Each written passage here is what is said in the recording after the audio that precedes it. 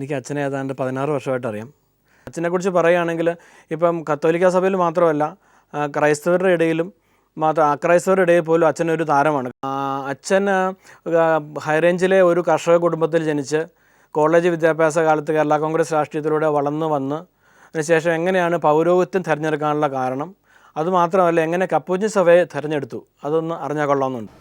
അദ്ദേഹം ഒരു ആരാധകനായിട്ടുള്ളൊരു വ്യവസായ പ്രമുഖനാണ് അല്ലേ? ലൂണാർ ചപ്പൽസിൻ്റെ ഒരു പ്രധാനി. അപ്പോൾ അച്ഛൻ്റെ ഈ ചരിത്രമൊക്കെ ആൾക്കാർ പഠിച്ചു വച്ചിട്ടുണ്ട്. മാത്രമല്ല അദ്ദേഹം പറഞ്ഞു അച്ഛനൊരു സൂപ്പർ സ്റ്റാർ ആണെന്ന് പറഞ്ഞു. ഇത് ഈ കൂട്ടത്തിലെ ഒരു സൂപ്പർ സ്റ്റാർ.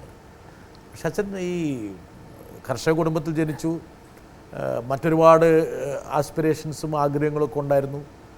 നല്ലൊരു രാഷ്ട്രീയക്കാരനായിരുന്നു. കേരള കോൺഗ്രസിൻ്റെ വിദ്യാർത്ഥി വിഭാഗത്തിന് നേതാവായിരുന്നു. ഒരുപാട് നിരാഹാരം കടന്നിട്ടുണ്ട്, സമരം ചെയ്തിട്ടുണ്ട്, കല്ലെറിഞ്ഞിട്ടുണ്ട്.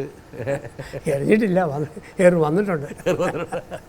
എങ്ങനെ ഈ ഒരു ട്രാക്കിലേക്ക് വന്നു എന്നുള്ളതാണ് മൂപ്പർക്ക് അറിയേണ്ടത്. സ്കൂൾ വിദ്യാഭ്യാസ കാലഘട്ടത്തിൽ തന്നെ അച്ഛനാകാൻ താല്പര്യമായിരുന്നു. കാരണം ചില നല്ല അച്ഛന്മാരെ കണ്ട് പരിചയം, അവരുടെയൊക്കെ പ്രോത്സാഹനം കൊണ്ട് നമുക്ക് താല്പര്യമുണ്ടായിരുന്നു. പക്ഷേ 10ാം ക്ലാസ് കഴിഞ്ഞപ്പം വീട്ടിൽ നിന്ന് അത് അനുവദിച്ചില്ല. അപ്പോൾ ഞങ്ങൾ 2 മക്കളേ ഉള്ളൂ. അപ്പം എന്നെ വിടാൻ മക്കളുടെ എണ്ണം കൂടുതലാണെങ്കിലാണ് ഒരാളെ ഒന്ന് നേർച്ച കൊടുക്കുന്നത് പോയേക്കാവുന്ന രീതി. അപ്പോൾ അത് എതിരായിരുന്നു. എനിക്ക് ഒരുപാട് പ്രസംഗത്തിന് അന്ന് ഒരുപാട് സമ്മാനം കിട്ടുമായിരുന്നു. പ്രസംഗം, കഥാപ്രസംഗം, പ്രീ ഡിഗ്രി വിദ്യാഭ്യാസം. അപ്പോൾ അങ്ങനെ ഞങ്ങളൊരു ഹൈറേഞ്ചിലൊരു കോളേജുണ്ട്, നെരിയമ്പാറ എന്ന് പറയും, ഒരു മലമുകളിലെ കോളേജാണ്. അപ്പോൾ അവിടെ പഠിക്കുമ്പം അന്ന് ഇടുക്കിയിൽ വളരെ ശക്തമായിരുന്നു കേരള കോൺഗ്രസ് പാർട്ടി. അപ്പോൾ അവിടുത്തെ 2 MLA-മാരുണ്ട് സ്ഥലത്ത്. അപ്പോൾ അവർക്കെല്ലാം കൂടെ എൻ്റെ പ്രസംഗം ഇഷ്ടമായിട്ട് രാഷ്ട്രീയത്തിലേക്ക് വിളിച്ചു. അങ്ങനെ വിളിച്ചു. അപ്പം ആൾക്കാർക്ക് രാഷ്ട്രീയ പ്രസംഗം ഇഷ്ടമായി. അന്നൊരു കത്തി കയറുന്ന ഒരു പ്രസംഗം വേറെ ശൈലിയായിരുന്നു. ഒരാൾ വരുന്നുണ്ട്, ഒരു രാഷ്ട്രീയ അച്ഛനെ കുറിച്ച് കേട്ടറിഞ്ഞിടത്തോളം അച്ഛൻ വിദ്യാർത്ഥിയായിരുന്നപ്പോൾ വിദ്യാർത്ഥി സംഘടനാ പ്രവർത്തകനായിരുന്നു എന്ന് അറിയാൻ സാധിച്ചിട്ടുണ്ട്.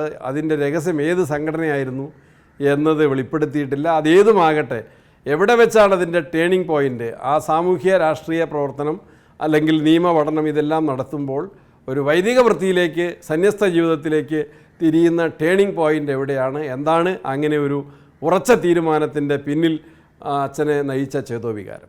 സണ്ണി ജോസഫ് MLA ആണ്, പേരാവൂർ MLA ആണ്.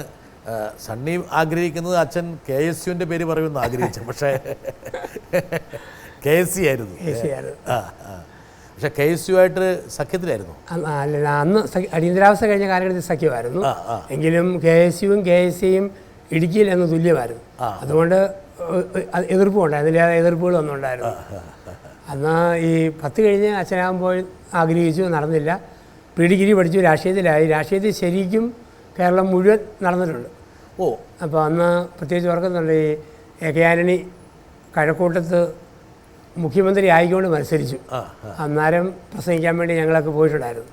കഴക്കൂട്ടം തിരുവനന്തപുരം ബൈ ഇലക്ഷന് വേണ്ടിയായിരുന്നു. തലേക്കുന്ന് ബഷീർ മറ്റു രാജിവെച്ചിട്ട് കയറുന്നൊരു കാലമായിരുന്നു. വളരെ സജീവമായിരുന്നു. അപ്പം ആയിരുന്നു. മാണിസാറൊക്കെ ആയിട്ട് ബന്ധമുണ്ടായിരുന്നു. നല്ല അടുപ്പമായിരുന്നു. മാണിസാറും കൂടുതൽ അടുപ്പം ഇടുക്കിയിലെ ആളായിരുന്നു. P. ജോസഫായിട്ട് കൂടുതൽ അടുപ്പമുണ്ടായിരുന്നു. ജോസഫ് ഗ്രൂപ്പിലായിരുന്നു പിന്നീട്. ഇല്ല, പിളർന്നപ്പോൾ ഞാൻ നിർത്തി. അതാണ് പറഞ്ഞു വരിക.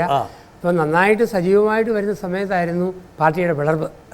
പിളർന്നു കഴിഞ്ഞപ്പോഴത്തേക്ക് ആത്മമിത്രങ്ങൾ 2 ഗ്രൂപ്പായി, ശത്രുക്കളായി. അപ്പോൾ എനിക്ക് ആ ഒരു രീതി ഒരിക്കലും ഇല്ല. ആ ഒരു വിദ്വേഷത്തിൻ്റെ ഒരു കാര്യം പറയും, പക്ഷേ പിണക്കം വെച്ചുകൊണ്ടിരിക്കുന്ന രീതി വലിയ ബുദ്ധിമുട്ടായിരുന്നു. അപ്പം അങ്ങനെ വന്നു കഴിഞ്ഞപ്പോഴത്തേക്ക് രാഷ്ട്രീയം പിളർന്നപ്പോൾ ഞാൻ നിർത്തി. അപ്പോൾ ഒരു കണക്കിന് നോക്കുകയാണെങ്കിൽ കേരള കോൺഗ്രസിൻ്റെ പിളർപ്പാണ് ഈ പുത്തപ്പുരക്കൽ അച്ഛനെ സൃഷ്ടിച്ചത് വേണമെങ്കിൽ. വീണ്ടും ആ പഴയ ആഗ്രഹത്തിലേക്ക് പോരാൻ കാരണം പാർട്ടിയുടെ പിളർപ്പ്, അല്ലെങ്കിൽ പാർട്ടി തന്നെ അന്ന് തുറന്നു പോകുമായിരുന്നു.